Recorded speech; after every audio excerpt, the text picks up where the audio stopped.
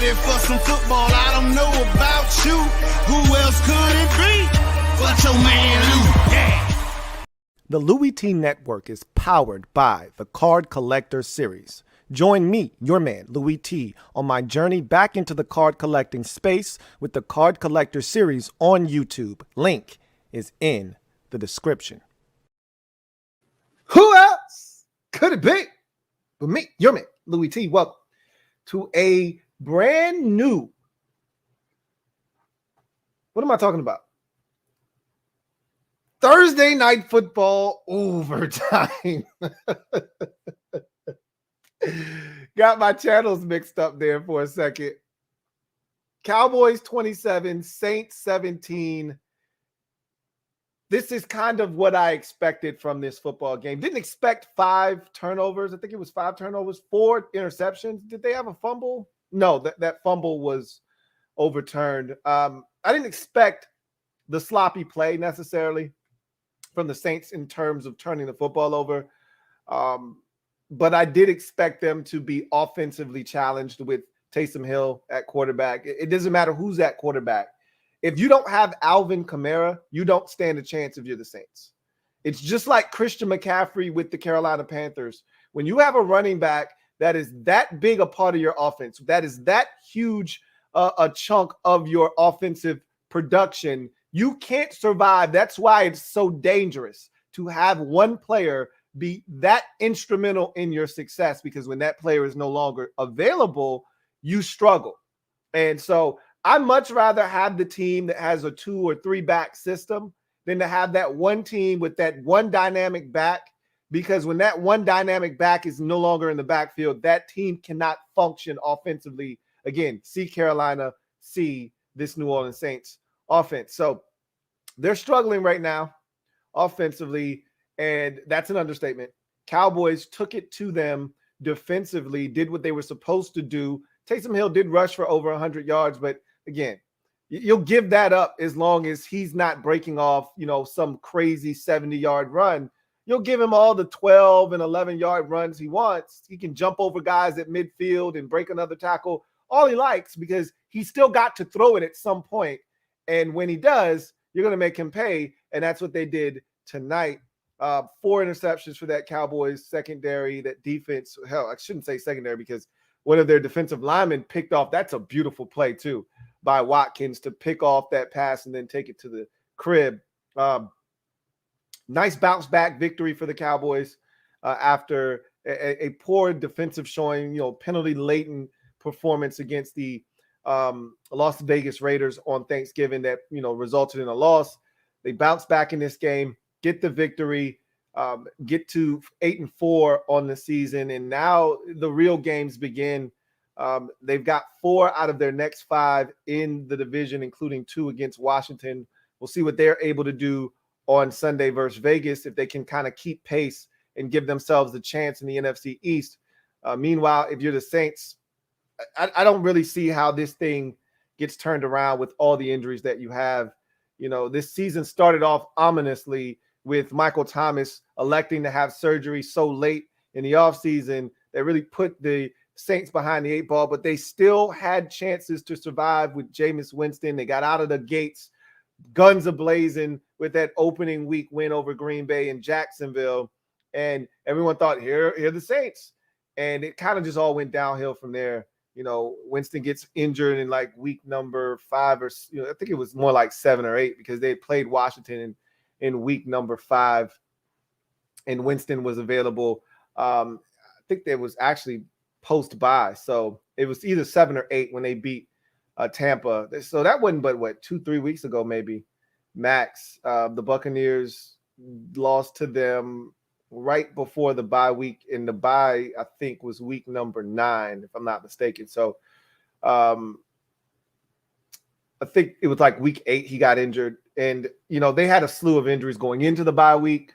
They had a slew of injuries, did the Saints. Post-bye, their bye week, I think the Saints' bye week was like week number 6. And they thought they were going to get healthy after the bye, get all these guys back, but Teron Armstead didn't play tonight. Their other tackle, Ryan Ramczyk, didn't play tonight. Marcus Davenport didn't play tonight, their edge rusher. Alvin Kamara didn't play tonight. I mean, they didn't stand a chance. I mean, they were the walking wounded. For them to hang in as long as they did, honestly, was a miracle. I thought the Cowboys would absolutely take them apart, but this is the thing people forget, and I keep mentioning this. This is why this is an impressive win for Dallas, because that Saints defense, I feel bad for them. That's a good Saints defense, like Super Bowl caliber good. And they're not even fully healthy right now, are the Saints defensively, and yet that's a really quality defense. You saw they picked Josh Allen off twice on Thanksgiving night. Yeah, they got their asses kicked, but it wasn't because their defense didn't give them a chance. Their defense fought until they couldn't fight anymore, and the offense kept giving it away, kept punting, and not sustaining offense, and eventually you wear down as a defense. Eventually, you can't fight any longer. That's what happened tonight. Gave up the run to Pollard, Tony Pollard.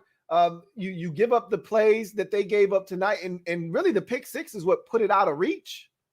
But that play to Pollard, it's going to happen eventually. You keep putting this defense on the field. They pick off a pass, give you great field position, and you give it right back. So there was only so much this defense could do. But that's a really good Saints defense, and they always play the Cowboys tough. And at the end of the day, Cowboys did what they were supposed to do. They caught the Saints on a Thursday night without half of their squad, and you needed to blitz them.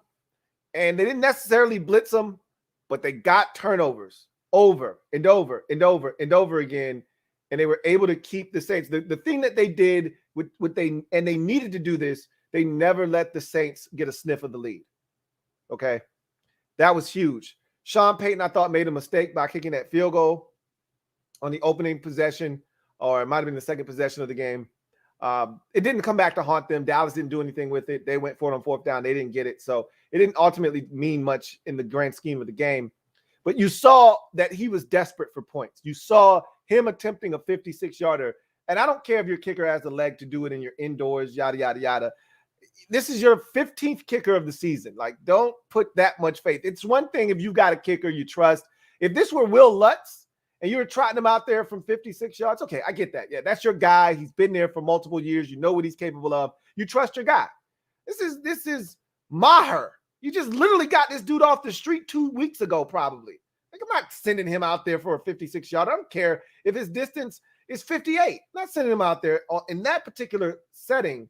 Now, if it's right before the half, or, you need it to tie the game or go ahead or something, sure, knock yourself out.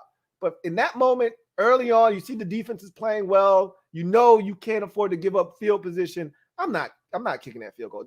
Again, doesn't matter. What that said to me is Sean Payton was desperate for scoring opportunities.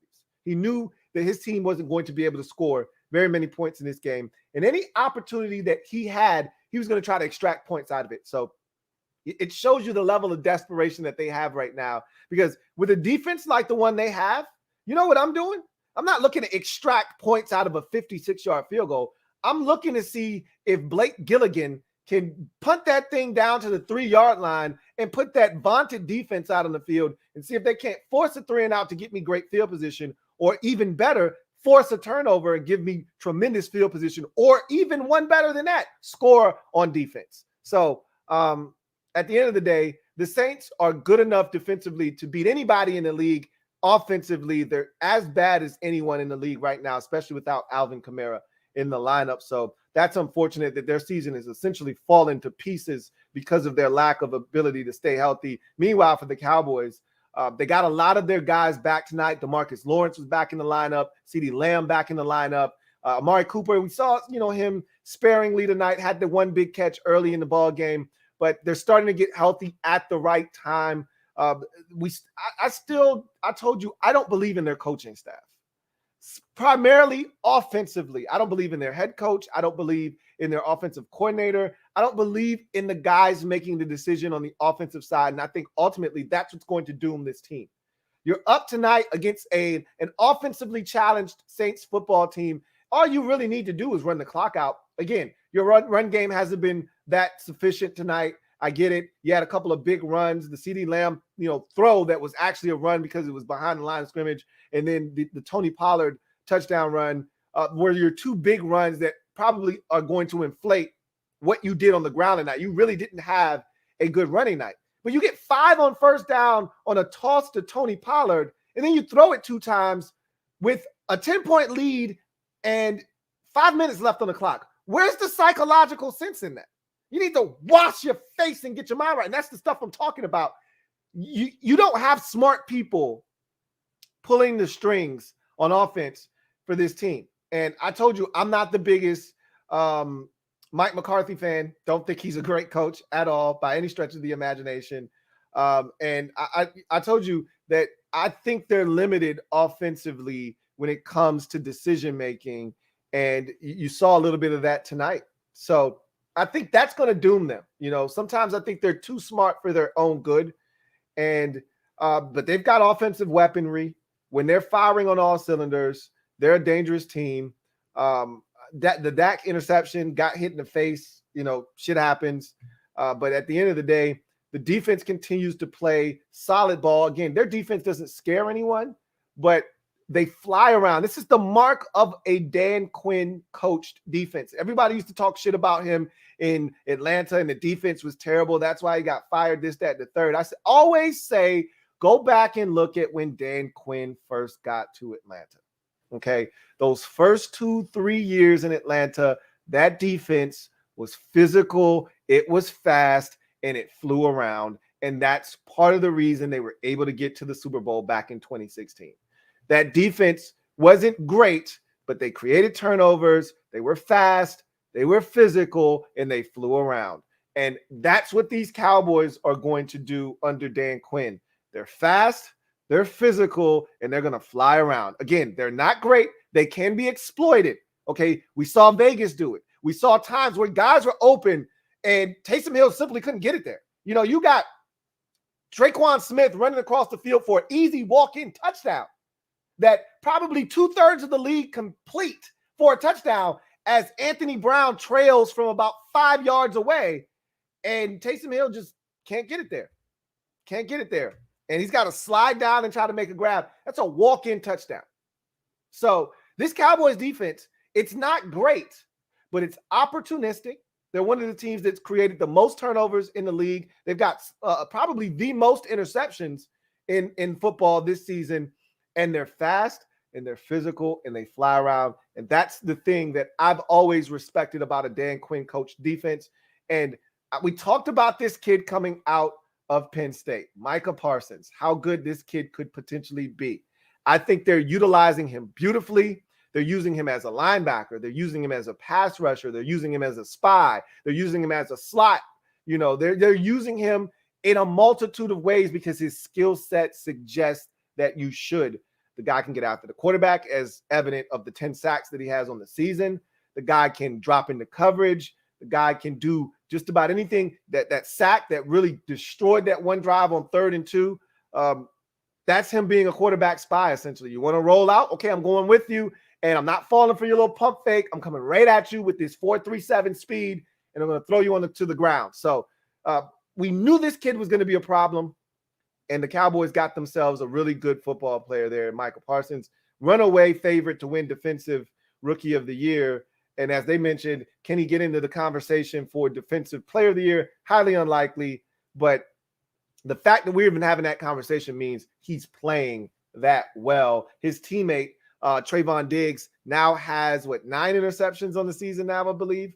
I think it was 8 coming into the game. Got another one tonight. He's been spectacular. Any mistakes that are being made in his general vicinity, he's making you pay. And those are the scary corners because he can be beat. Teams have gone after him. You can beat Trayvon Diggs. But quarterbacks don't really like going after guys that if they make a mistake, they don't get another chance. Quarterbacks love the guy that has sticky coverage, but he can't catch. Because even if you make a mistake, you'll get a do-over. You'll get another chance. When you make a mistake around guys like Trayvon Diggs, who used to be a wide receiver at Alabama before converting over to corner, you don't get a second chance. If it's 1st and 10 and you make a mistake, it's no longer your football. When you play against corners who can't catch, you make a mistake on 1st and 10. Whew, that was close. Now it's 2nd and 10. You get to call another play. With Trayvon Diggs, 2nd and 7, you make a mistake. It was your football. Now the Cowboys have it going the other direction. So these are the things that make this Cowboys defense dangerous. I think Javon Kearse is playing his ass off. This is what we thought he was going to be when he came out of Clemson. For whatever reason, it didn't work for him in Minnesota. But, man, does he look good in the role he's playing with the Cowboys. DeMonte KZ was always a guy that I really liked in Atlanta. Now he's playing good football for the Dallas Cowboys. It's an unsung, unheralded defense in Dallas. They're not great, but if you make mistakes, this is a defense that can and will make you pay. So, big win for Dallas. They had to have it. They get to 8-4 in the season. It's been a rough go of it for the Saints. They're now 5-7 on the season, and their season is essentially spiraling out of control. And I don't know if an Alvin Kamara return can save them. We'll see what happens with them moving forward. They're not out of it. Despite losing 5 straight, they're not out of it, because you look up at the standings in the NFC, and, right now the 5-6 Washington football team is occupying the 7th seed. So you're essentially a half game behind Washington for the 7th seed in the NFC playoffs. So again, you're not out of it if you're New Orleans, but it just doesn't look good, and Taysom Hill's banged up. You can't trust Trevor Siemian. You got a banged up quarterback in the game with a split on his finger, a broken foot, and you refuse to take him out. Why? Because the guy behind him stinks. That's why. So the Saints are in a bad way when you've got a guy banged up like Taysom Hill was tonight, and you don't take him out of the game because there's no alternative. The guy behind him stinks. So I just don't see the Saints rebounding this season, and hopefully they get healthy next year and they're able to make a run at it. But not going to happen. I don't think it's in the cards for them this season. So with that said, let's get to the comment section and see what you guys are talking about. I do have a super chat, so I want to knock that out real quick before we get to the actual comments. My guy, Trevor Patch, thank you for the super chat. Trevor Patch, greatly appreciate you. My guy, Trevor, thank you for being a member of the MOBB. Writes, Saints falling behind in the rear view. The Goliath Dallas stands a little taller to only fall harder to David, little Tyler, Taylor Heineke. That's what we're hoping, that's what we're hoping, that, it's funny, I love the disrespect, right? Troy Aikman, I love Troy. I think Troy does a great job. I don't think he's a homer, but of course he's got a soft spot for Dallas. He used to play there, played his entire career there. He's a Hall of Famer there. Yeah, they're ties to Dallas, no duh. But I think he's done a really good job throughout his career of being very objective when it comes to Dallas and the rest of the NFC East. That said, I thought he was just so dismissive of Washington. Oh, Dallas has a chance to really put this thing away, over the next couple of weeks. Oh, really? Okay, sounds great. You know what Dallas had a chance to do 3 weeks ago, a month ago?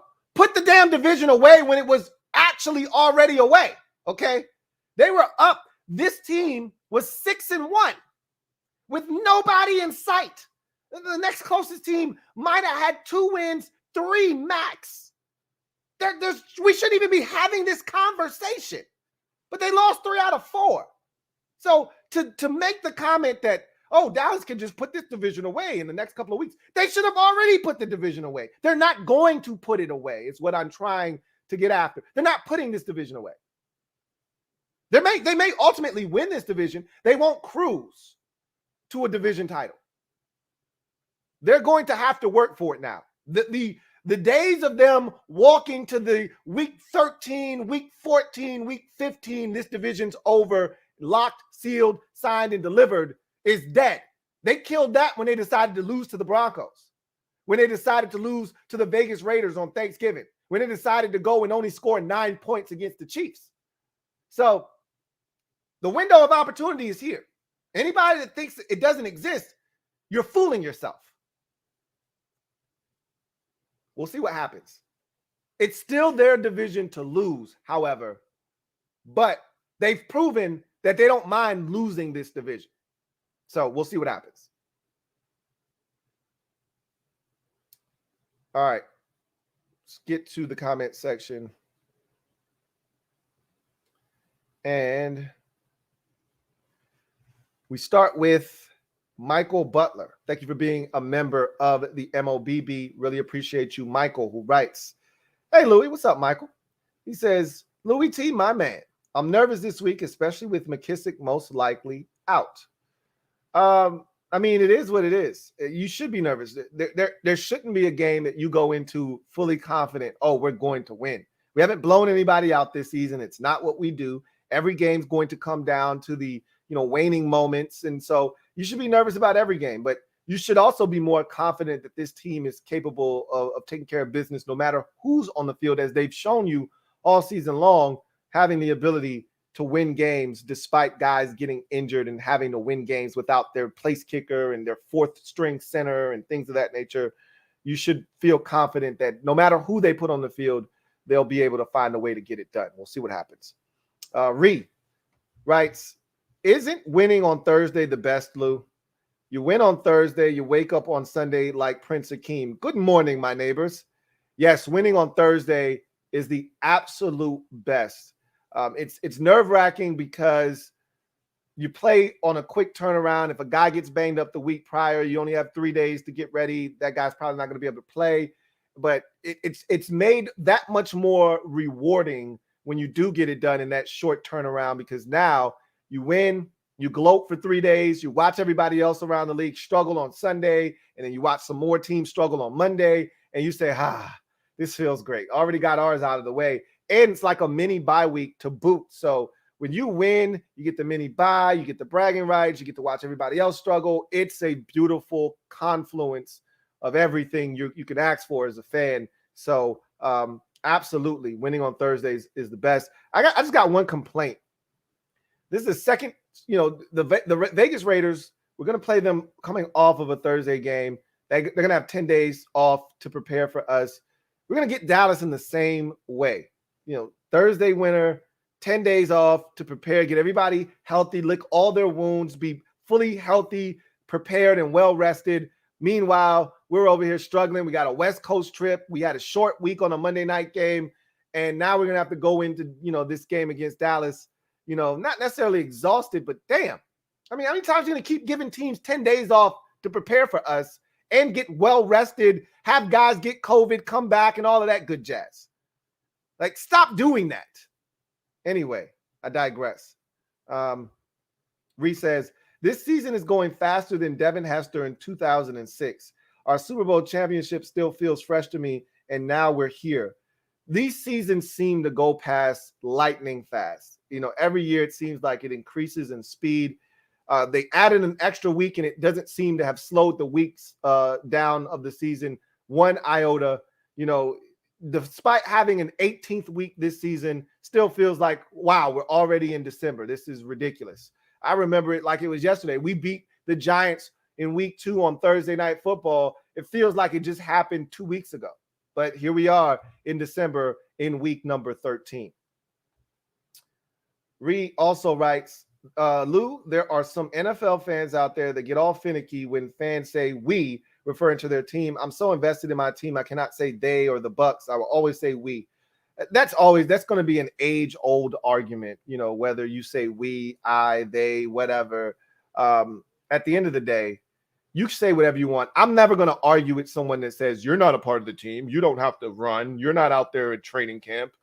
Whatever. Okay. Like you said, I, as a fan, am invested in this team emotionally, financially, spiritually for some.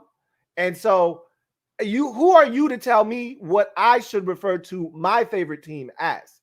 It's we if I want it to be we. It's they. If you want it to be they, knock yourself out. I'm not going to criticize you. But what you're not going to do is make me feel bad for me calling it we, because that's how I approach it. It's always going to be we. It's never going to change for me. It's we. Okay? Because as they go, I go. And as fans, and anyone that's a fanatic, because fan is short for fanatic, anyone that knows, you pour so much into this team, like I just said, it's not just financially, it's emotionally.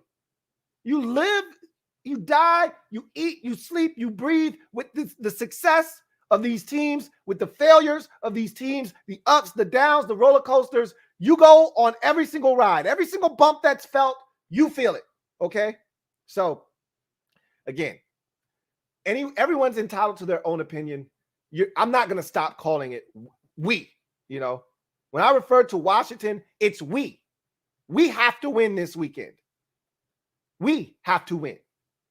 This is what we have to do to be successful. It'll always be that way.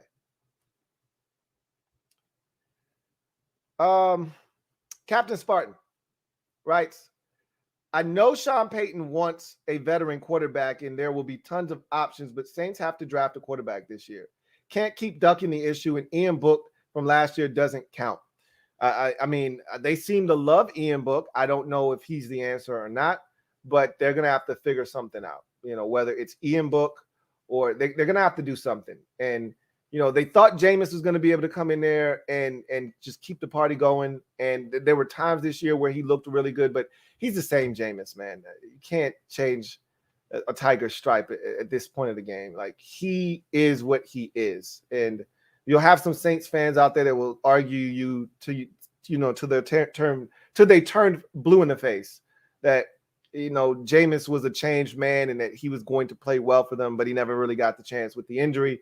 I beg to differ, but, you know, it is what it is. They're going to have to figure something out at the quarterback position because they're currently wasting away it feels Denver Broncos-ish. They feel like they are wasting away one of the elite units in the sport right now with lackluster quarterback play. You know, had Drew Brees had this kind of defense in his prime, they win 2-3 Super Bowls. But it just so happens that the defensive, rise coincided with the downside of Drew Brees' career. Now they don't have him, and now they're playing this elite defense, but they can't sniff it offensively to give themselves a realistic shot. And that's a shame because, like I said, that defensive unit, despite having 2-3 starters down and not available for the game, they still went out there against one of the more explosive offensive units and really limited them to next to nothing. You know, Dak Prescott wasn't all that efficient tonight. The run game was absolutely non-existent. Again, stands for 2 runs. They did give up the 2 runs, right? You can't take those away. Those happened, but you take those away, which I know you can't do, and they probably averaged less than 2 yards a carry. It was that bad on the evening. So this is a really good Saints defense, man. It's a shame. It really is. Niners fan writes, Lou, we are eyeing the 5th seed so we can match up with the NFC East winner. If the Rams lose 2 at the Vikings, Cardinals, Ravens, our game against them in Week 17 could be for the 5th seed. I would love to play your 49ers. You don't scare anybody. Now, I think Dallas probably feels the same way. Like, of all the teams that could win a wild card, I don't think the 49ers scare anybody, especially without Deebo Samuel. Like, you're going to lose this week against Seattle. I hope you know that.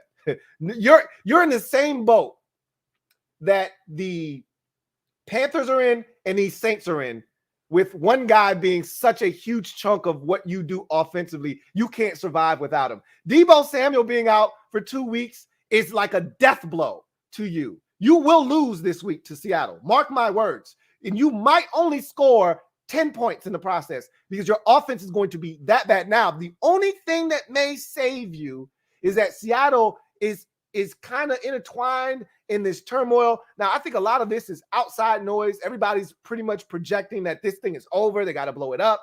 It's done. It can't continue. This marriage of Pete Carroll and John Schneider and Russell Wilson, it's over. It was a good run, but it's run its course. That may be the case, but they're still fighting. And I don't think they've waved the white flag quite yet. And what you're going to get is a desperate team with their back completely against the wall with no margin for error. This is it. And their defense is still playing ball. I can tell you that right now. They haven't given up. Bobby Wagner and Jamal Adams, they're not going to let them give up. And your offense without Deebo Samuel is a joke. So unless Elijah Mitchell or some running back we've never heard of runs for 172 yards, or collectively as a group, you just run it down their throats, which is possible, highly unlikely without Deebo Samuel, you're going to lose that game. So I wouldn't get ahead of myself. If you had a healthy Deebo Samuel, you could talk about getting a 5th seed all day long, and you're a dangerous team with him. But without him for at least the next 2 weeks, you could lose both of those games. He's that vital to your success offensively. You not only don't have a number 1 wide receiver now, you don't actually have a number 2 receiver because he's your number 1 and your number 2. And now you don't have a second running back because he's your de facto second running back as well. So you don't have that either. Good luck. You're going to need it. Not to burst your bubble. Niners fan writes, Deebo's and Fred's loss really stings, but if we can find a way to beat Seattle at Cincinnati the following week is one we can afford to lose. We get Deebo and Fred back for the Falcons. That's generous. I don't think you beat Seattle. You're not beating Cincinnati without him. I can assure you of that, unless they implode or you get, some injuries, and those things happen in this league. You just never know. But if you get healthy Cincinnati, you're not beating them. You're not going to be able to score enough points. I don't think you're going to beat Seattle this week. I could see you going on a 2-game skid. And then once it starts going in the wrong direction, it's hard to pick up the pieces. And in this NFC East or NFC climate right now, where one loss can drop you from the 6th seed all the way down to out of the playoffs, 2 losses in a row, who knows where that puts you. So we'll see. It's crazy. But if you beat Seattle, you're good. You're in a good spot. If you find a way to get Seattle, you're in a good spot. I just don't see you doing it. We'll see what happens. Captain Spartan writes, obviously he was really good for a number of years, but is Tyron Smith a Hall of Famer? I want to say obviously yes, but I'm not sure it's that obvious. Zach Martin more deserving in my opinion. I honestly don't think Tyron Smith is a Hall of Famer. No, I don't. But, I'd have to look at his numbers. I feel like he's been injured a ton. I feel like there was a stretch there where he was dominant. But in order to be a Hall of Fame tackle, there has to be like a 5 to 7 year period where there's not even a discussion. That's how I feel about offensive linemen. Like, there has to be this period where when your name is brought up, hey, that's not happening. That guy's going to cancel out anybody you put in front of him. That guy is an abyss. Okay, you put anybody in front of him, he swallows them up. I don't know if I've ever felt that way about Tyron Smith, and with his injuries of late, I don't think he's a Hall of Fame player. But again, I could be wrong. I could be underrating what his career has been. I think there was like a 2, maybe 3 year stretch there where he felt dominant, was an all-pro player. But I just like, for instance, Larry Allen, who just got into the Hall of Fame as a Dallas Cowboys guard. There was about a decade stretch where you put a guy in front of Larry Allen, he ate him for breakfast, he ate him for lunch, and he ate him for dinner. And you didn't fool with Larry Allen, right? That's how I feel about Hall of Fame offensive linemen. Like, no way. I don't feel that way about him. Like you said, Zach Martin he's not a Hall of Famer yet. Zach Martin just literally got out of his rookie contract. Like, why are we even having a discussion about Zach Martin? He's trending that way. He's been that good of a football player, but I don't think that you can have that discussion about any offensive lineman until we get past the 10-year mark. And Zach Martin's not even, I don't even know if he's at the 5-year mark yet, to be honest with you. He might be in year 5, year 6 max. So, that's not even a conversation worth having right now. Derek B, thank you for being a member of the MOBB, writes, Parsons has been a better pass rusher than Young and Sweat, even when they were healthy. I'm just saying. You always talk about me like I have something against Cam Newton, which I don't. There's years and years of me praising Cam and talking about what a beast he was. And that time is coming. It's gone. He's no longer that player anymore. And we've had back and forth discussions. And you said to me the other day, what did Cam, did he do something to you? Is there some kind of axe to grind? Like, did he mess with your ex or something? Like, what's going on there? And there's nothing. It's just how I feel about Cam Newton. I kind of feel the same way about you and Chase Young and Montez Sweat. Like, you've got this axe to grind against these guys as if they're not young football players. Okay. Is he playing better? He's doing what Chase Young did last year, just at a higher level. Why? He's a better athlete than Chase Young. Period. You know, Chase Young is a good athlete. He's not an elite athlete. He's a defensive end. Micah Parsons is a linebacker with 4.37 speed. Not even Montez Sweat at 4.41 can touch him. He's just as long as Montez Sweat. He's more of an athlete than Sweat because he's got more range and he's got better agility than either one of those guys could ever dream of. He's a much better athlete than either one of those guys. So if put into proper situations, he could definitely be a much better pass rusher than those two guys. You're not saying anything. We knew he could be this good. This isn't a surprise. The thing about, I think the biggest problem with Sweat and Young, I think is coaching. But that's nor here nor there.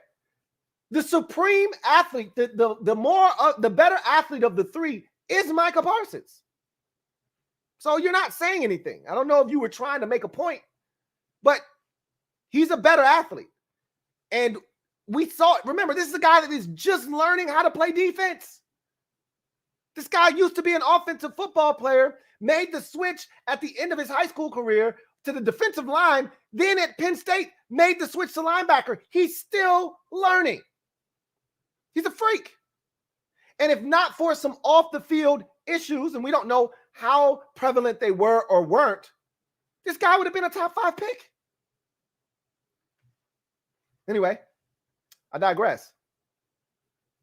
Let's get to, I got a super chat somewhere along these lines, so I'm going to take it real quick. Here it is, right here. Got one here from R. Smith, who writes, first of all, thank you for the super chat. Greatly appreciate you. Thank you for being a member of the MOBB, who writes, who would you take, ROS, E. Sanders or G. Davis? So this is a fantasy question. I would always go with Emmanuel Sanders. Like, Gabe Davis hasn't been a huge part of the Bills' offense this year. Emmanuel Sanders is looked upon as the second best receiver, probably Cole Beasley. It's between one of those two, but I would probably go with Eman Sand. He gets more targets in that Bills offense. He's a bigger part of their football team, and he's more likely to score a touchdown. Now, with that said, don't think Bill Belichick doesn't know that, and he's probably going to gear his team more towards taking away a guy like Emmanuel Sanders, and a guy like Gabe Davis might actually be the one that steps up against the Patriots on Monday night. But I'd take my chances with Eman Sand. I mean, neither one of those guys are great options, to be honest with you, but if I had to choose, I'd take Emmanuel Sanders. All right. Let's see. Here we go. Niners fan says, what do you think about Bosa for Defensive Player of the Year? The Steelers are falling apart, so TJ Watt could be out of the mix. Same with the Browns and Garrett. It's going to be interesting for Defensive Player of the Year because, as you mentioned, usually with those types of awards, they go to the best player in the league on the best team. So, if there are 3 players in the mix and, the one guy's team is a wild card and the other 2 are out of the playoff mix, they're going to give it to the guys that has the team. If it's close enough, again, it's got to be close. They'll give it to the guy on the team that's in the wild card that made it to the postseason. If you got a division winner, a wild card, and a guy on the team that didn't make it, they'll give it to the guy on the team that won the division. But like you said, Steelers floundering with the Browns teetering on whether they want to make it or not. It'll get really interesting. But if Watt continues to do what he was doing before the injury, and it'll be interesting to see how he continues to play the rest of the season. And Myles Garrett, they were on these ridiculous paces earlier. If they continue to play, you're going to have to give it to one of those guys.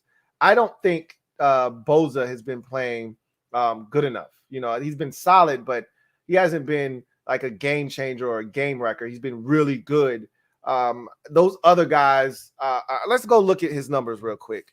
I I like those other guys are already at 13, 14 sacks. I doubt Bosa's even close to double digits. Probably like 7, somewhere in that general vicinity. Let's see. I could be wrong. I could be way off base. Let's see where Joey or Nick Bosa is right now on the season. And I say that he probably got 11 sacks. Watch this. What did I say? I say this. He's probably got 11 sacks. That's the only reason you would bring him up is if he had double-digit sacks. You wouldn't bring him up if he only had 7. He's playing really good football. Good to see him fully back from the injury. It'll be interesting. You're right in the same boat as the rest of those guys. Like, it's not like your team's winning your division. You're not even coming in second in your division. So you're right in the mix with TJ Watt and Myles Garrett. Those teams, all of y'all, your teams are right there in that same 6-win, 5-win, mosh pit. So it'll be interesting to see who comes out of it. I still got my money on TJ Watt.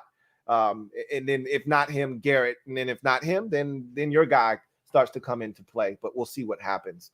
Don't count out either one of those Cowboys players we talked about tonight. Micah Parsons has 10 sacks. Trayvon Diggs has 8 interceptions, 9 interceptions, whatever. I've lost count. It's getting ridiculous now. So if he ends up with 14 interceptions, I mean, how can you deny him, right? So we'll see what happens.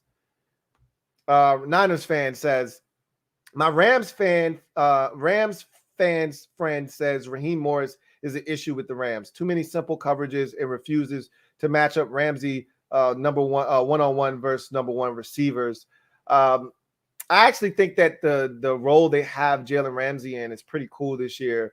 Him just pretty much roaming the field and just doing a bunch of different things. And Ramsey said that, the one-on-one thing is cool, but he gets bored with it because a lot of times they don't throw the ball, the direction where he is. So he didn't get a lot of work. But to that point, you still want to take another team's best receiver. And I think in certain instances, if you're Raheem Morris, you have to make an exception. Like if you're playing Green Bay, you need to put him on Devontae Adams, right? Like you don't need to let Devontae Adams get loose 3 or 4 times before you say, okay, enough of that, and put Ramsey on him. Do that from the beginning. I honestly don't think that the defense is the problem, even though the defense hasn't been as dominant as it was a season ago. I think the offense is the problem. If you look at their losses this year, yeah, it's been really bad defensively in some of those games. And, they haven't made enough plays and they've given up some big plays, yada, yada, yada. But the offense has been awful in some of these games. The Titans game is a great example. That defense wasn't bad that night. The offense was the problem. You throw a pick 6, another one of your picks, you get tackled at like the 2-yard line. That results in 14 points in the game. What they give up, 27 that night or whatever it was? Like the offense has been just as responsible for the Rams' struggles this season. Matthew Stafford has not been good. I'm listening to Troy Aikman last week do the game, make excuses for him. Oh, he's hurt. He's got to be hurting. Something's got to be wrong. Matthew Stafford is one of the toughest guys that has ever played the quarterback position. He plays through things, which is true. He's played through a ton of injuries in his career, but if he's on the field, I don't want to hear any excuses. He's been awful at times this season. So I myself put a lot of the blame on their offense. And I've seen Sean McVay get into these ruts as a play caller where he's just not doing the things that we've come accustomed to seeing him do. So I'm not surprised that they're going through this malaise offensively while they're trying to find a way to implement Odell Beckham Jr. into the offense and kind of figure out what life without Robert Woods looks like. They're trying to figure out a lot of things on the fly. But you know what could easily curtail a lot of this is if Matthew Stafford plays better. And he hasn't played well this season. So that's a big problem for them right now. Gregory Lightbody writes, is the Cowboys defense that bad or is the Saints offense that bad? I don't get your question. Is the Cowboys defense that bad or is the Saints offense that bad? Both can't be that bad. There has to be a reason why you felt like the Cowboys defense was bad or is the Saints offense that bad? Like if the Saints offense is that bad, then how's the Cowboys defense look bad against it? I'm confused. It's a combination of the Saints offense being that bad and the Cowboys defense being that good. I don't know if that's what you meant or not. Derek B writes, Cowboys struggled with Saints team with a H-back playing quarterback. Hill couldn't throw the ball before he banged his finger. Let's go get our title. Look, I'm not going to make it seem as if this is the best the Cowboys can look. You can't extrapolate things from one performance to the next. We know this league is a week-to-week league. I caution anyone out there that watches the game tonight and says, oh, I'm not afraid of the Cowboys, which I'm not telling you to be afraid of the Cowboys, but I'm telling you this is not the best version of the Dallas Cowboys. I don't think I'm telling you anything that you don't already know, but just know that Amari Cooper essentially half practiced one time this week coming off of COVID, in which he was still coughing and still dealing with some of the ramifications of getting COVID-19. He will be okay in 10 days when we see them next Sunday on December the 12th. He'll be just fine, okay? Their best receiver will be back at 100%. CeeDee Lamb, again, coming back from a concussion, he was good tonight. They will be back at full mass. They had DeMarcus Lawrence playing in his first game since like week 3, okay? He'll be much better. They may get their other pass rusher back. Don't know how long he's going to be out for, but they may get Randy Gregory back for the next. We haven't seen the best of the Dallas Cowboys. Zeke will be 10 days healthier, whether that makes a difference or not. I told my dad over Thanksgiving, your best running back, his name is Tony Pollard, not Ezekiel Elliott. Yeah, I said that, and I meant it. And he's like, I don't necessarily disagree with you. Anyway, long story short, if you think we're getting the same Cowboys we saw tonight, you're wrong. And if you think our defense is as good as the Saints' defense, once again, you're wrong. So I say all of that to say this. The Saints defensively are better than we are defensively, even though I think we can do some of the things they did to Dallas tonight defensively. They're still better than us. That's number one. Number two, Dallas is not going to look as inept against us. One, they know us. Two, they're going to be a lot healthier, both offensively and defensively, when we see them. It'll be an interesting matchup. Again, I'm not afraid of them. Neither should you, but don't think for 1 second you're going to get the Dallas team that showed up against Kansas City with no Amari Cooper, with CeeDee Lamb for a half of football, with Ezekiel Elliott on one leg, and that scored 9 points. Don't think that Dallas team is showing up at FedEx Field in week 14, because they're not.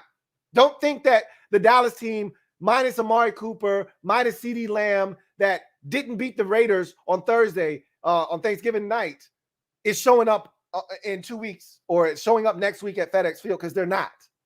Don't think that the Cowboys team that showed up tonight with an Amari Cooper that didn't really practice, still dealing with the effects of COVID, CeeDee Lamb coming off of a concussion, Ezekiel Elliott trying to play in his third game on a bum knee in 12 days. Don't think that you're getting that same team next week, because you're not. You're going to get a better version of the Cowboys. Our job is to stop the best version of the Cowboys, and that's the way I want it. I don't want any excuses when we knock those boys off, but they will be better. And if we don't play our best brand of football, they will beat us. So we'll see what happens. But to your point, bring me my shit. That division title you holding, that's ours. Go ahead and put it down on the table. Thanks. Niners fan, right? So who do you think the wild cards in the AFC will be? I've got the Bengals, Bills, and a toss-up between the Chargers and the Colts. There's some interesting matchups left. First of all, I still think the Bills are going to win the AFC East. So we don't agree there, because I got the Patriots as one of my wild cards, because I still think that's Buffalo's division, even though they struggled and New England and the big bad bully is back. We'll see. If the Bills let New England march into a hostile environment in Buffalo in Orchard Park on Monday night, when I know that Bills crowd will be rocking, okay? The first time they've gotten a Monday night game in probably damn near a decade. If they allow the Patriots to waltz in there and come out there with the W, then yes, you're absolutely correct. Bills are going to be a wild card. They're not winning that division, and we can just move on. But I think the Bills are going to stand up, protect what's theirs, and start to create a little bit of doubt within that Patriots team. We'll see. But I got the Patriots as one of my wild cards. I've got the Bengals as one of the wild cards, but don't sleep on the Bengals winning that division. Like, I still, it's Bengals Ravens for me. That's a toss-up, because I told you they've already smoked the Ravens once in Baltimore, right? And I don't believe in the Ravens. not wholeheartedly. So I could easily see that.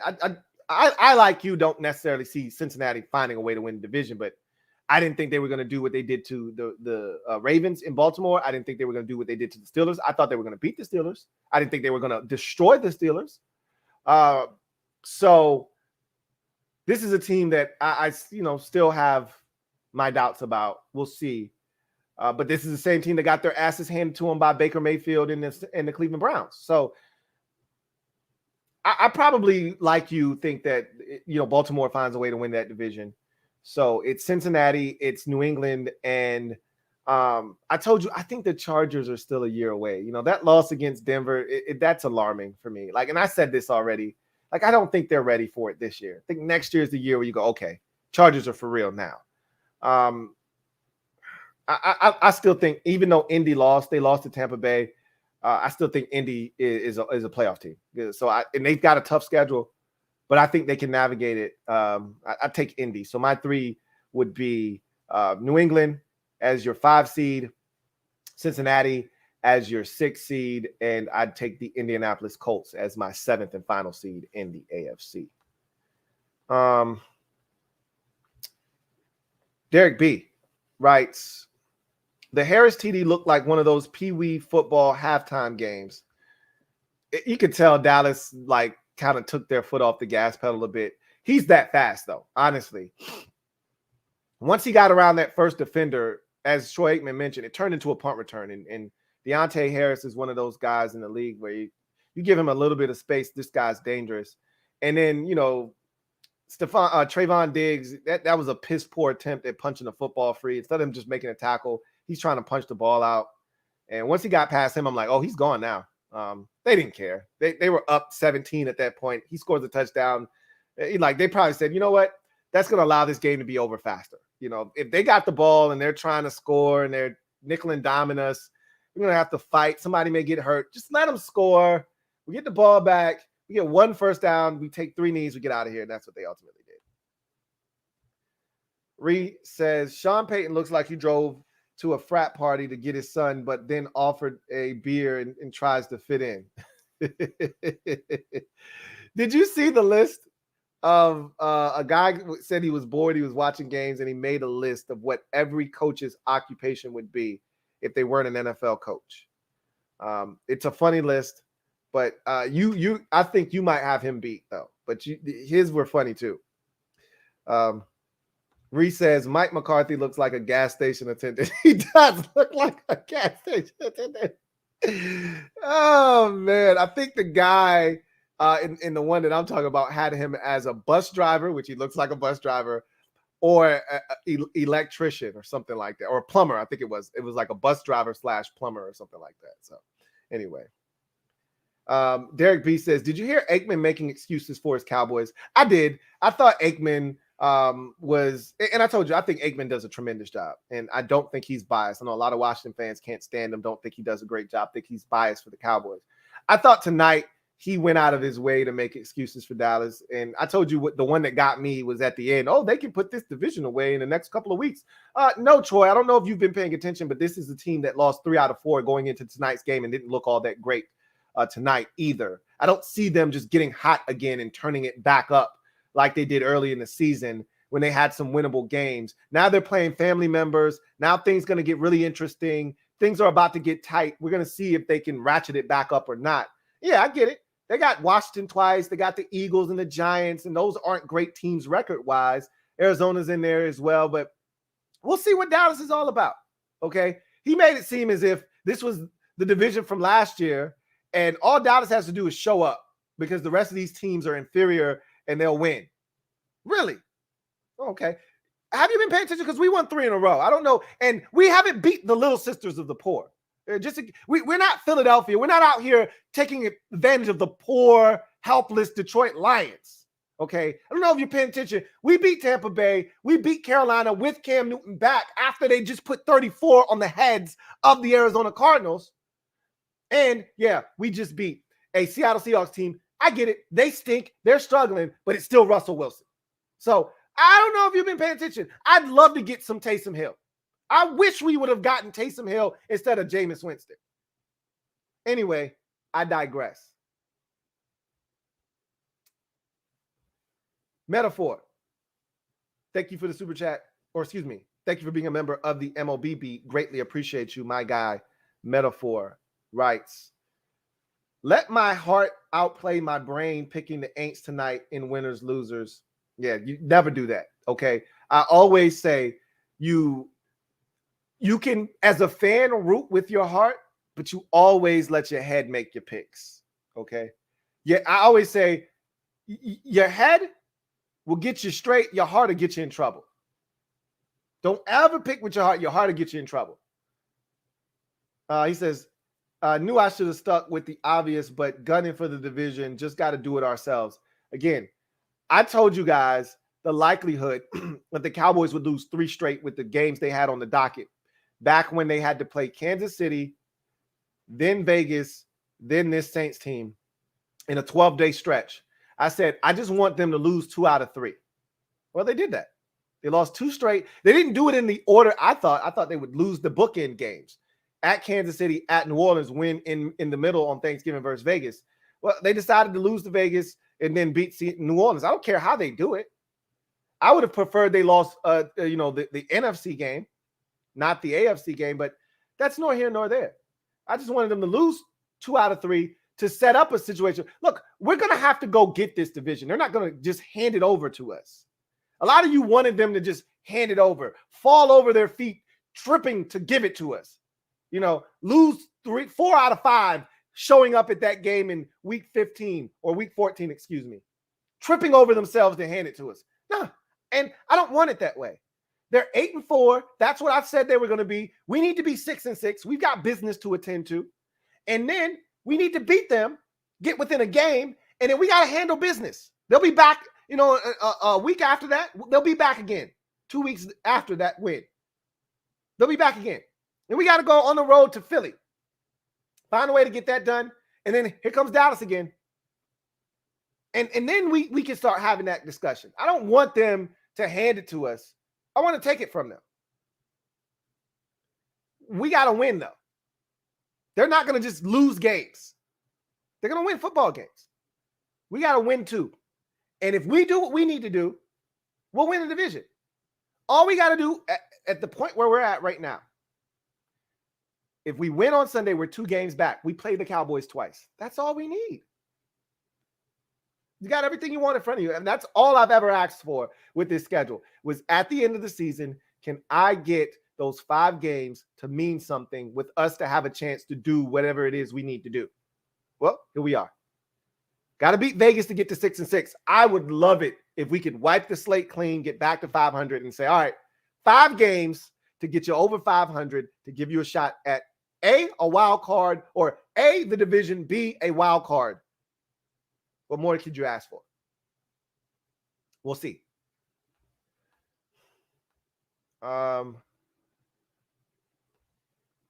Chris Devers, my guy CD, writes, ugly win, but I take it. Parsons is so great. It wasn't that ugly to me. You did what you had to do. It wasn't glamorous. You didn't stomp a mud hole in them like you did the Atlanta Falcons, but you weren't going to do that. This Saints defense is too good. That's the thing. Like, you weren't going to take advantage of them. Sort of like Denver's defense, was good when you played them and you struggled. That's a theme with this Cowboys team. Against good defensive teams, they struggle offensively. Like, they can struggle even when they've been healthy. They struggled against New England. If not for that pick 6 by Trayvon Diggs, I don't think they win that football game. They struggled in that game offensively against New England's defense. They struggled against the Denver Broncos. They struggled against the Kansas City Chiefs, whose defense is playing out of their minds right now. And they struggled in this game offensively. There's a theme that I sense. And again, this goes long before the injuries, and this team looked a lot less like themselves with all the injuries. This was before Amari Cooper was dealing with COVID. This was before CeeDee Lamb had a concussion and missed some time. This was before Zeke Elliott. Well, not before, because Zeke Elliott has been dealing with that knee since, I think, Carolina. But it doesn't matter. This offense has been explosive in games when the defense has less resistance, like Atlanta, for instance. You destroy those types of teams. But Minnesota, I get it. It was Cooper Rush. But if you could play some semblance of defense, I think you can slow the Cowboys down.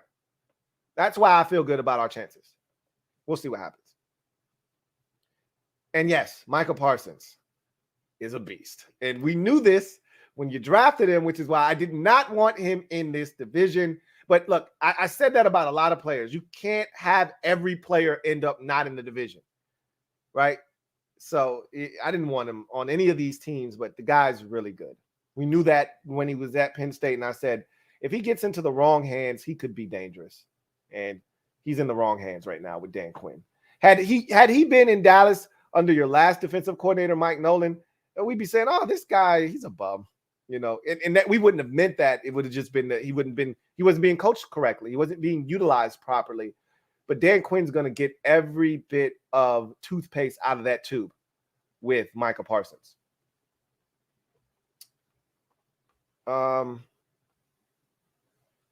Let's see.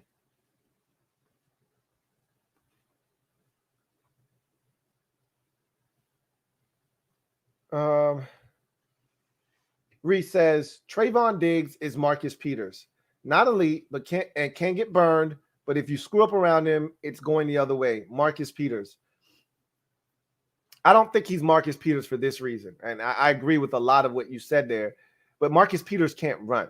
That's the biggest difference. Marcus Peters is primarily a zone corner that is opportunistic, keeps everything in front of him. If he's on top and you try to go vertical on him because he can't run, he's already on top and he makes a play on the football. But he's a guy that reads the quarterback's eyes and makes plays. Trayvon Diggs can run.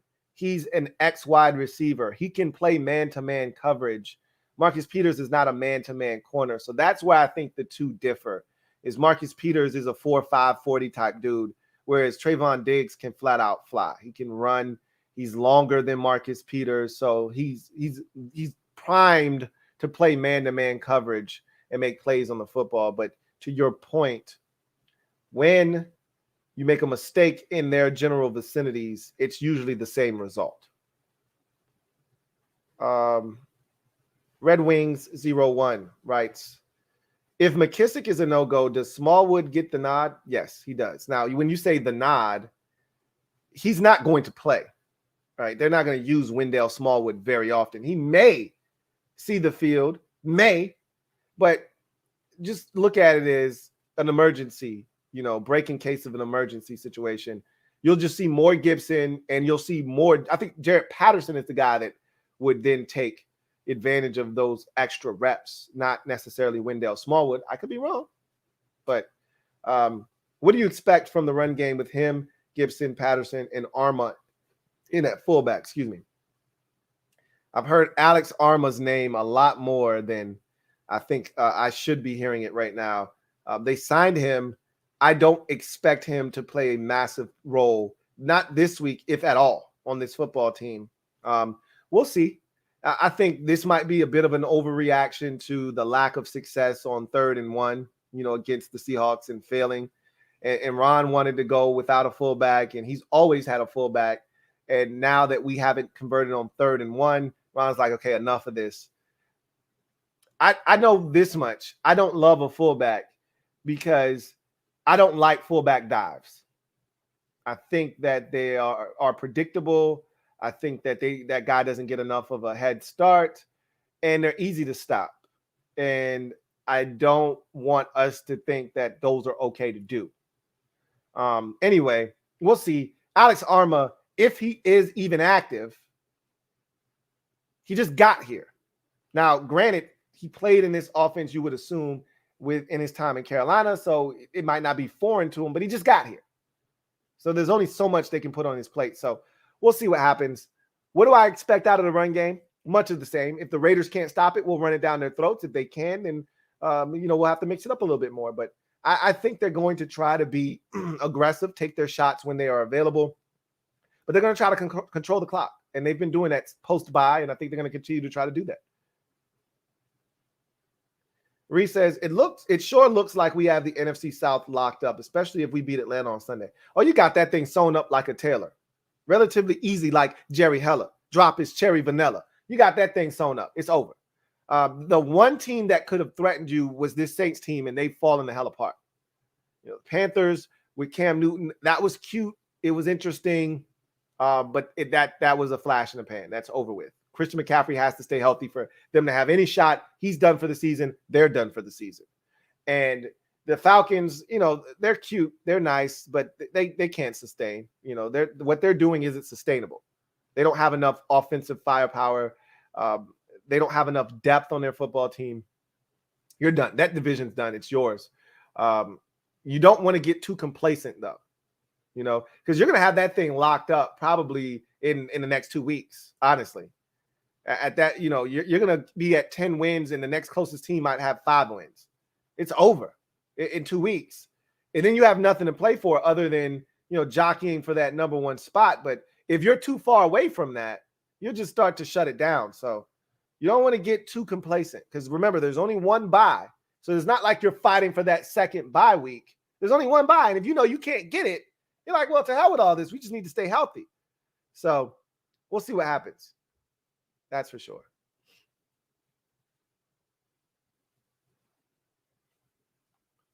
Got a super chat here from Niners fan. Thank you for the super chat. Greatly appreciate you, Niners fan, who writes, don't see us beating Seattle as well. Trap game. I think it is a trap game. If you had Deebo Samuel, I'd feel a lot more confident that you go in there and take care of business. I really would. But the fact that they played Arizona, and I get it, it was Colt McCoy, but they played Arizona tough in that game, had opportunities. The offense continues to struggle. I don't see their offense snapping out of the funk that they're in against your defense. I just don't see your offense producing a ton of plays and points. And I think you play the kind of game that's going to allow them to win 16-13, 16-10, and that's the thing that should be scary. If you can score, if you can get to 20, you're going to beat them. They're incapable of scoring 20 points right now with the way, unless you give up explosive plays, they're incapable of scoring 20 points right now. Their red zone offense is anemic. They're inconsistent. They don't get the football in the hands of their playmakers. Russell Wilson is a mess. He's missing easy throws. They don't have a run game which to speak of for him to lean on. They're a mess. They're not going to score 20. So if you can get to 20, you'll win. I just don't see you getting to 20 without Deebo Samuel. I think this game is going to look a lot like that Eagles game early in the season when you scored 17. Except I don't see you scoring 17. I see you scoring more like 13, maybe 16, max. We'll see. It is a trap game. Every hallway's got some crack in it. Don't get trapped in it. This hallway is littered with crack. Hopefully you don't get trapped in it. We'll see what happens. I'm hoping you do for my team's sake. Obviously, we're all fighting over the same things. You're trying to move up to 5. I'm trying to move up to 6. And you're trying to keep climbing the ladder. I'm trying to keep climbing the ladder. So anybody in front of us, I need you to lose. You're in front of us. So you know how this goes. Chauncey Davis, thank you for the super chat. Greatly appreciate you. My guy, Chauncey, the OG. Thank you for being a member of the MOBB. Writes, Lou, Chauncey, we right where we want to be. We can't control what other teams are doing. Our first 7 games has prepared us for the next 6, 1 game at a time. Truer words have never been spoken and eloquently put, OG. That's why you're the OG, because you come with a wealth of knowledge and wisdom. And that's the thing that I've been harping upon, is that our schedule has mentally and physically prepared us for the stretch run. Nobody else in the division can say that. Not the Eagles' cupcake schedule, not the Cowboys' schedule. Not that the Cowboys have been playing the little sisters of the poor, but their schedule pales in comparison to our schedule. So, and again, we've all played just about the same teams, right? Minus 3 different games. Those were 3 huge games, though, okay? Those were 3 huge games. So, I feel like we're more prepared for what's to come than any team in the division. We're mentally tough, we're battle-tested, and we're ready to go. But we'll see. Like you said, 1 at a time. I don't want to talk about Dallas next week. I don't want to talk about the Eagles the week thereafter. I want to talk about Vegas this week. Okay? That's the trap that I'm trying to get all of the fans to not step into. The trap of, hey, we can win this division. Dallas this and Philadelphia that. No. Vegas this week. I don't care about Dallas. I don't care about Philadelphia. I don't care about the Giants. Vegas this week. Take care of them, and then we can have all the Dallas, Philadelphia Giant conversations you could ask for. Let's win this week first. Then we can have those conversations. And with that, I think we go ahead and get out of here. Let me take a couple more comments. Andrew Decal writes, man, trust me, I totally agree with you. Tony Pollard is the Cowboys' best running back right now. All facts. That's the way I see it, you know. And I was expecting some pushback from my dad, who is a Cowboys fan. When I say, boss, I'm going to tell you right now, your best running back, that's Tony Pollard. And he looked at me and he said, I don't disagree with you. I was like, okay, that was a lot easier than I thought I was picking a fight. I thought I was starting an argument. But if you're watching, those who know, you know, Zeke he's still good for certain things. But in terms of dynamic, explosive plays, I'd much rather have 21 in the game if I'm playing the Cowboys, personally. Because even if Zeke pops one, he's not going to the crib with it. He's not making anything big out of it. He may run over a defender on 3rd and 2. He may power that guy and get an extra yard and pick up 3 and move the sticks. That's where he is in his career right now. But if he pops through a seam and it's him and the safety, if he doesn't run that guy over, he's not outrunning him. Tony Pollard can break that dude off something proper or just run by him. He's scary. He can catch it. He can run. He can make you miss. Tony Pollard is the best running back in that Cowboys backfield. He scares me.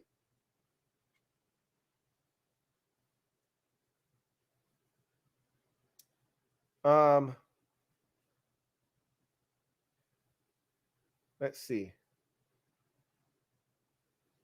Reed says Tristan Wirfs may be on a Hall of Fame trajectory. Dude just dominates everyone he's played. He's allowed 1 sack in 2 years. That's how you get to that status. Now you got to get everybody else around the league to understand your dominance and start being rewarded for your play, because the NFL is unlike, especially on the offensive line, it's unlike any other position, really, because you can't quantify what an offensive lineman is doing, which is why you need the respect of your peers and you need to be an all-pro. Because you can't look at a guy's stats. No, despite him only going to 2 Pro Bowls and never being an all-pro, this guy has, 827 catches for over 15,000 yards. He's a Hall of Famer because you can quantify his career. You can see what he did.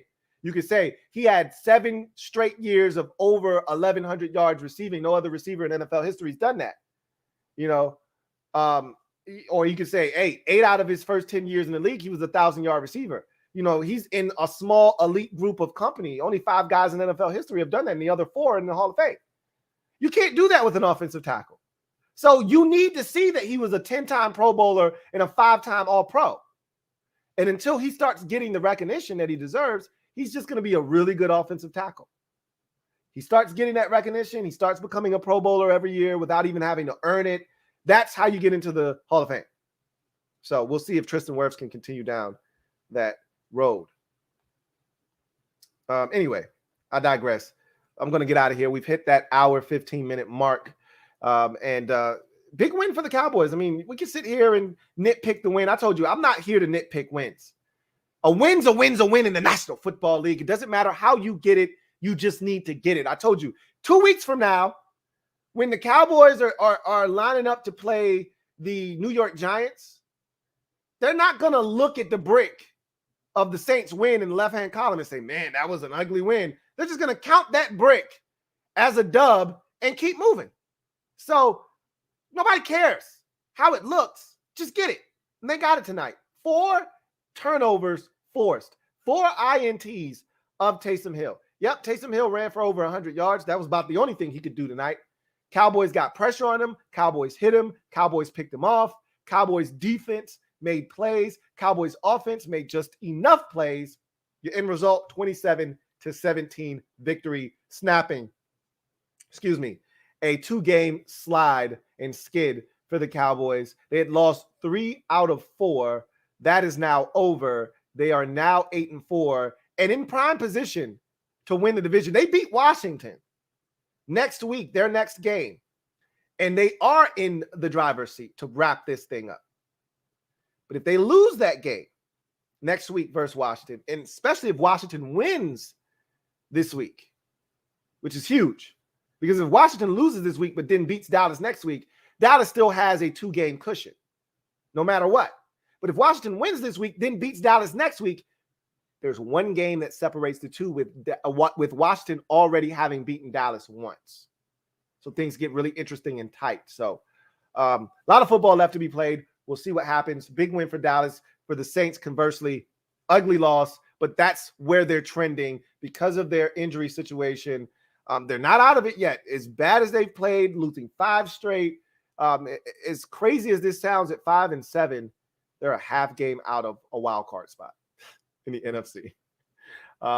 That's subject to change, obviously, with other teams around the league playing on Sunday. The Minnesota Vikings have the Lions. They're going to win, right? Like, they're 5-6 right now, are the Vikings. They'll be 6-6 at the end of Sunday's play. So again, we can sit here and talk about them being a half game out, but the reality of the situation is they're going to be probably a full game, if not more, out of that 7th seed, depending on what Washington does, depending on what the Vikings do.